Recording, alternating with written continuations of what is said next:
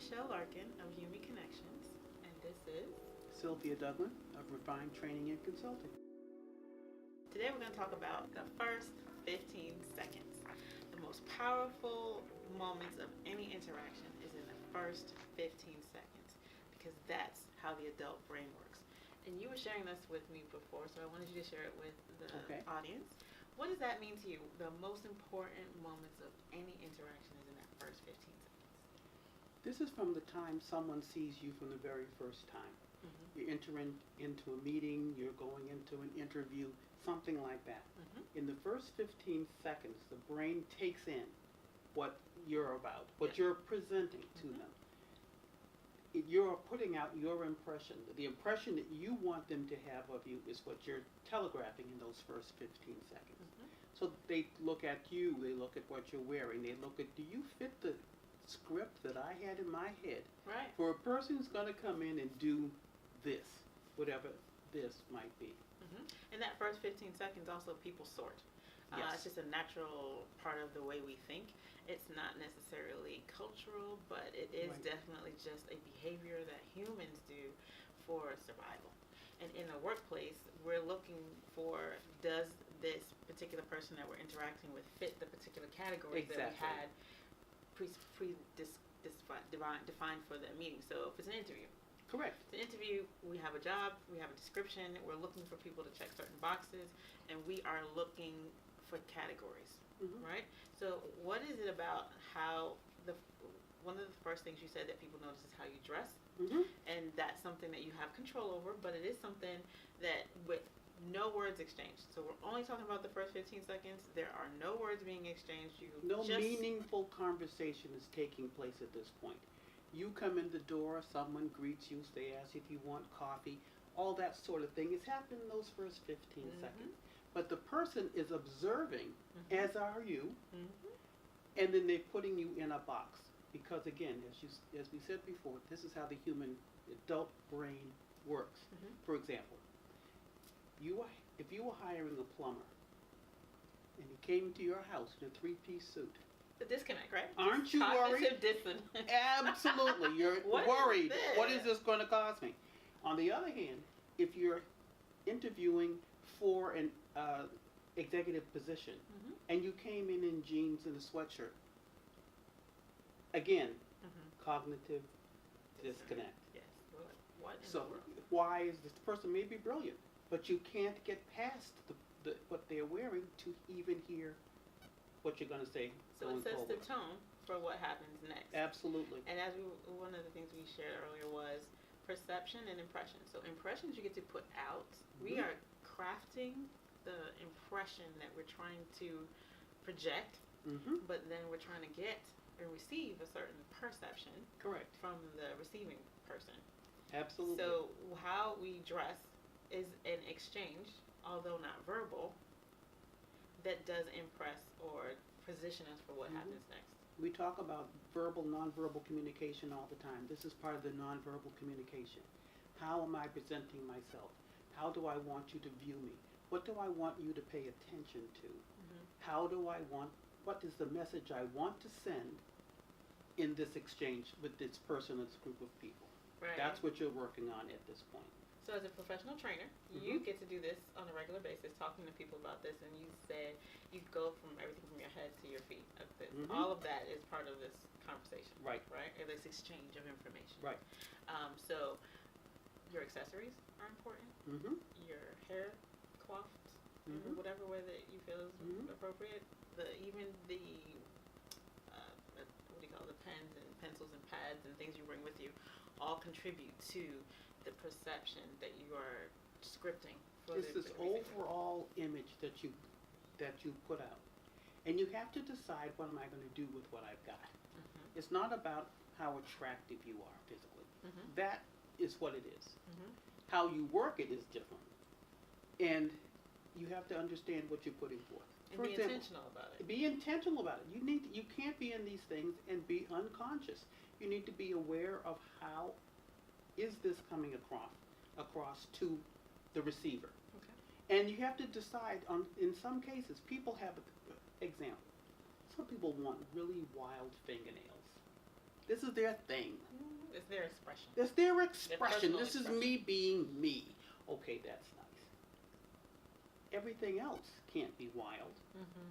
If this is what you're going to put out, understand, again, be deliberate, how this is going to come across.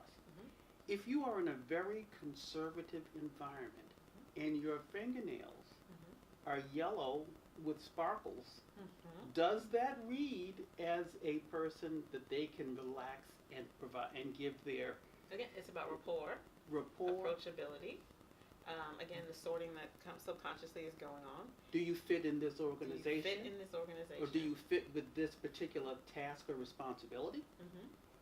You might want to rethink the yellow nail polish, or if that's what you're insisting upon, you go in there with your eyes wide open. Wide open and compensate for that. Right. So if you have a wild accessory, say you have a pink streak in your hair, or like you said, yellow fingernails, and you are working in an environment that's somewhat formal, right, then you have to overcompensate in other areas. So maybe you are highly suited to bring down the impact of the flamboyant attribute. You can't have the yellow nail polish and blue hair, 14 necklaces, and some 5-inch pumps. It's Not too many things. It's too many things.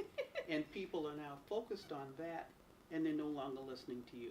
When you're dealing in a business environment, your message, your verbal message, what materials you bring, or that sort of thing, that's what you're in the meeting for. Not for them to look at you as a person, as an attractive person, as a not attractive person. I work out every day. That's not what you're there for. You're there to talk about the business aspects of this meeting, and you need people to focus on that message, and you need to be seen as someone who can deliver that. The appropriate message and get the desired result. Exactly. And to piggyback to that, establishing your position in the group. Right. Again, first 15 seconds, I'm walking in the room. I'm going to go through 3 scenarios and we can just chit-chat about them real quick. So I don't know these people. Right. I have 15 seconds. I'm walking in the room, and it's a one-on-one meeting. What kinds of things do I need to be mindful of? What kind of room are you walking into? Again, what is the nature of this meeting? What is the nature of the environment I'm coming into? Is it conservative or is it creative? If it's a creative environment, those yellow nails might work for you. If it's somewhere, a bank or something like that, then maybe not. Who am I meeting with, and what am I trying to do here? You need to be aware of that. And how do I want them to receive the impression I'm pushing out right now? Right. So group meetings. Okay. And we'll be more specific with this particular scenario. I am going into a group meeting with my peers, one of which happens to be my supervisor or manager, and I'm contributing to the team. How do I make sure in those first 15 seconds that hierarchy is reflected and respected based on how I present myself in the first 15 seconds? First of all, the basic, what are you going to wear that day? Is it a suited environment or is it a business casual? That sort of thing. And business casual does not mean what you washed the car in yesterday. It also doesn't mean jeans and your favorite band's t-shirt. That's not business casual. So, well, that's a discussion for another podcast. That'll be part of the we'll do series. that later. Yeah. But are you a contributor or are you in this particular environment? I'm a contributor. Okay. And my manager is with me, but I have a strong personality. So how do I, in the first 15 seconds, make sure that I not deflect, but ensure that the decision maker is seen as the authority in the room? Because it's easy for somebody to see my personality as the decision maker or the person of authority, but I have to, without losing myself. Right. You establish yourself again that you're coming in in the appropriate outfit, for lack of a better term. And as you're talking or as you're being greeted and welcomed into the room, it's how do you to position your boss in front. You, what's my word? Not deflect. Defer. You defer to them. Yes. And that sort of thing, by establishing this is the person that you need to talk to. And I might be the shiny penny, but this person is a quarter. So you're gonna need to talk to them. Right. But I'm here to help. But I'm here to help. I'm here to help. And that is all part of being established in the first 15 seconds. People Absolutely. are constantly scanning the room for information. Exactly. They're constantly scanning your demeanor, your positioning, your engagement or lack of engagement. Exactly. And so there's that first 15 seconds where you get to position, Mm-hmm. and then you use the rest of that time to validate that position. Yeah, right. You are a contributor. You're part of the team. The decision maker is someone else, but my input is also valuable, and that is how you have to set it up. Yeah, that's cool. Make that first 15 seconds work for you. And what we're trying to get in this discussion is being mindful that there are 15 seconds when people are really instinctually assessing.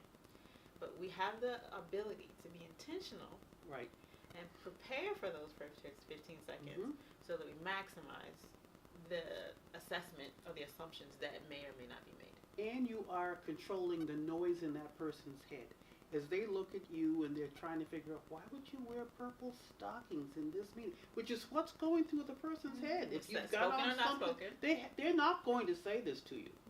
But understand that this is going through their head. So while you are telling them something that's important to the meeting, you're describing your qualifications or whatever. They're not listening to you.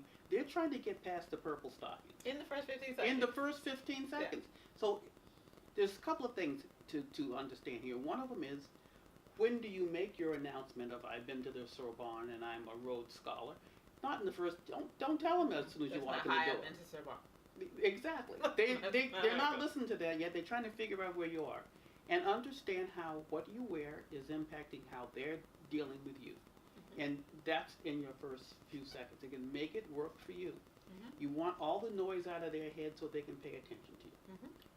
Example of what happened.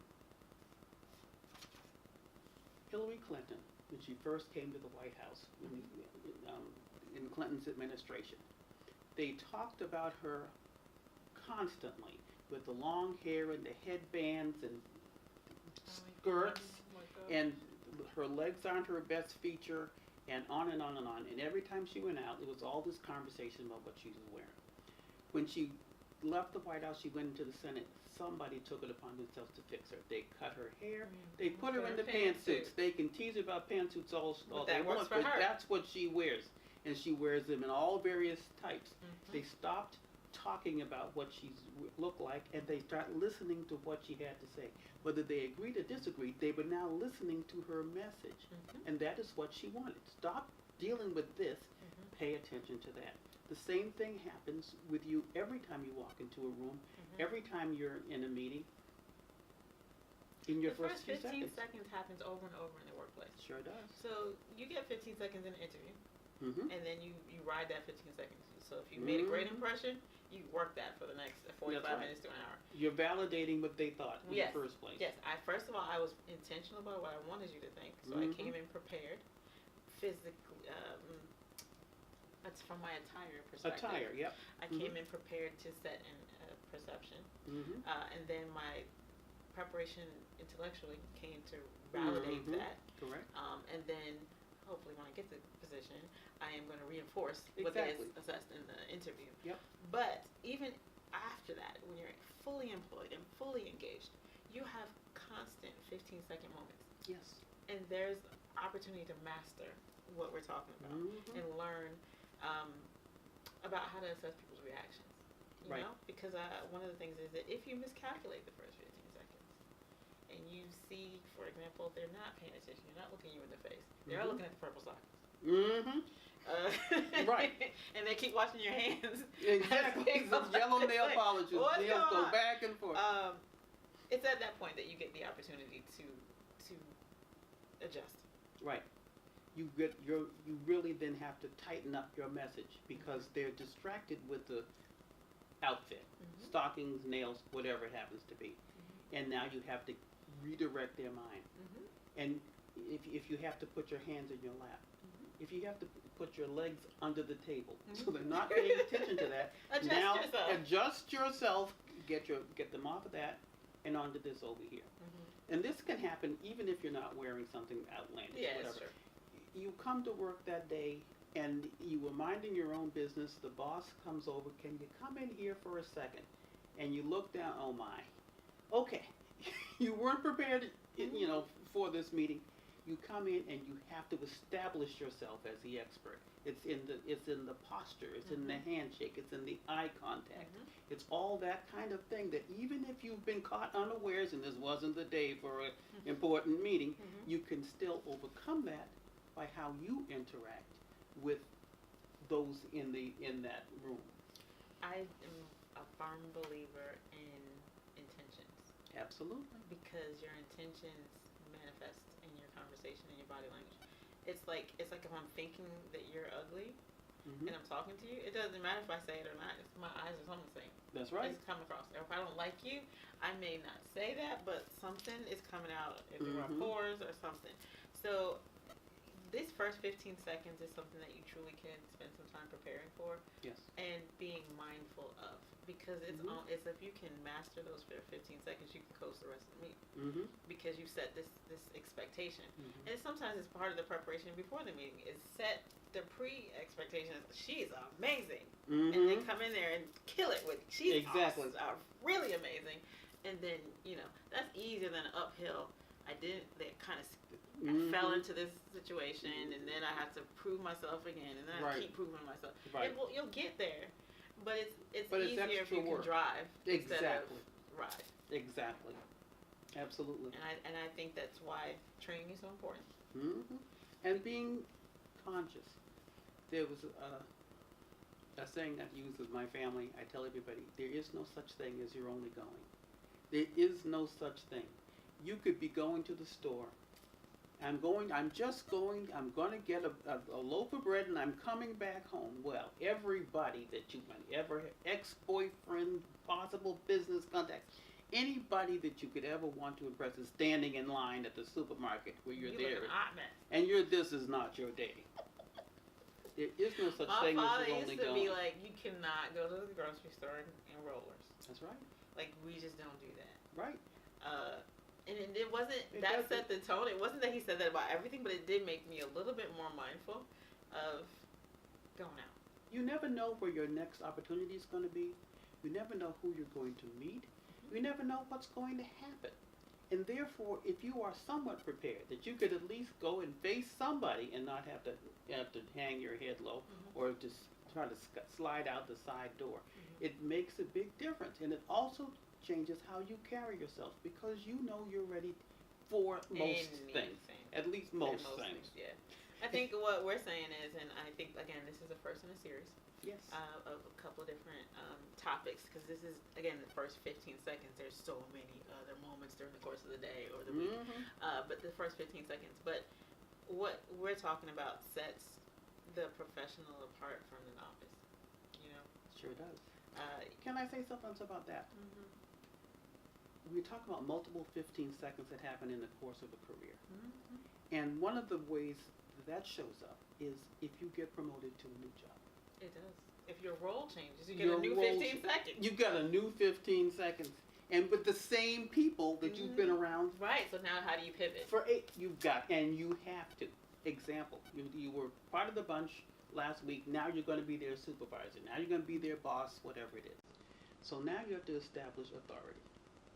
So when the same people you were hanging out with before, you're now going to have to tell them, evaluate their work, set their goals, etc. And it takes people a minute to get to that point. So, but you have to change how you express so that they can then change how they interact with you. Agreed. You have to change how you show up. Exactly. And you got to be very deliberate about it. You got to be very deliberate about it because, again, those first 15 seconds in your new position determine how they interact or interpret everything that follows that first 15 seconds. So you can't start screaming on them based on policy and procedure when you showed up as their friend when you walked in the room. And you're hugging everybody and like, hold on. For this particular meeting, my first 15 seconds may not be hug, hug, hug. Right. It may be, can we all sit down because I really am, it's really important, I really want to engage you in this. Exactly. And my body posture has changed. Exactly. And my tone has changed. Doesn't mean I change as a person. It doesn't. This is about scripting intentionally, perception, and impressions, and being mindful of how the human brain works, Right. and working with it instead of against it. That's right. And knowing it's going to happen. It's going to happen. It's going to happen. So thank you, Ms. Sylvia. Thank you, Ms. We are a joint venture project, and we are working on this series because it's really important that we get this type of information out to as many people as possible to give them a competitive advantage as they enter the workforce. And Ms. Sylvia is a professional trainer who has many years of experience in lots of different areas. I am a professional. I've been a hiring manager. I've been an entrepreneur. I broke a small business. And we want to collaborate and bring this type of information to as many people as possible through the medium of technology and virtual training. So thank you for listening, and I really look forward to our next series. Thank you so much.